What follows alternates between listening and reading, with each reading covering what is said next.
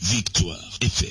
C'est le vendredi prochain, 7 octobre, que la Cour de justice de la CEDEAO doit rendre le verdict sur la saisine concernant les 9 députés exclus du Parlement. Initialement prévu pour le 29 septembre dernier à Abuja, au Nigeria, c'est finalement à Porto Novo, au Bénin, que l'institution régionale va publier sa décision, et ceci à cause de l'insécurité grandissante à Abuja, capitale politique du Nigeria.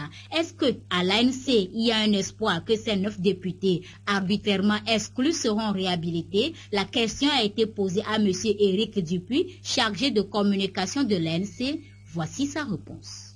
La décision a été rapportée au 7 octobre, soit vendredi prochain, Porto Novo, au Bénin. D'après les informations que nous avons, je pense qu'il s'agit de problèmes d'insécurité à Abuja. Et les juges de la Cour de la CEDEAO ont jugé utile de trouver un autre lieu pour siéger. Donc, ils ont retenu la ville de Porto Novo, qui est à 35 km de Cotonou, au Bénin. Êtes-vous confiant à l'ANC que la Cour de justice de la CEDEAO va débouter la Cour constitutionnelle du Togo et réintégrer les 9 élus du peuple? Il s'agit d'une cour internationale, une cour d'un haut niveau. Je pense que cette cour dira le droit, ce que nous ne connaissons pas au Togo. Vous savez qu'au Togo, on viole les lois, la Constitution, et même la Cour suprême n'a pas été capable de dire le droit au Togo.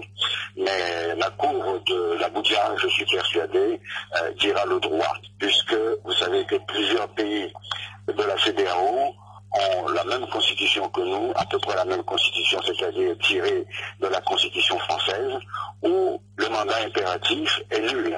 Donc, compte tenu de cela, je ne pense pas qu'il y ait un quelconque problème. Ce sont des juges de très haut niveau, des juges consensueux, et vous savez que l'Union interparlementaire UIP avait condamné la décision du Togo d'exclure les 9 députés du Parlement. Et la plupart des pays de la CEDEAO font partie de l'UIP, presque tous d'ailleurs. Donc je suis persuadé que la Cour de la CEDEAO va suivre la décision de l'UIP.